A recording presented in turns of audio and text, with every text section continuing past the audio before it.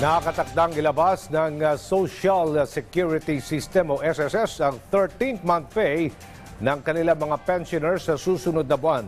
Ibibigay unang batch sa December 1 habang ang ikalawa naman ay sa December 4. Ay sa ahensya, lahat ng kanilang pensioner ay makakatanggap ng 13th month pay. Kabilang dyan ang mga retirees, mga kaanak ng namatay na SSS members at yung may total disability. So yung matatanggap ho nila na 13th month pay, it's equivalent ho doon sa kanilang monthly pension. Kung nakakatanggap po sila ng minimum, ang minimum po kasi namin na pension ho ngayon ay nasa 2,000.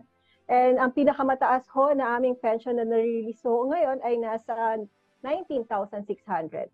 So kung ano ho yung monthly pension na natatanggap nila, ito ho ay equivalent ng matatanggap nila bilang 13th month pay.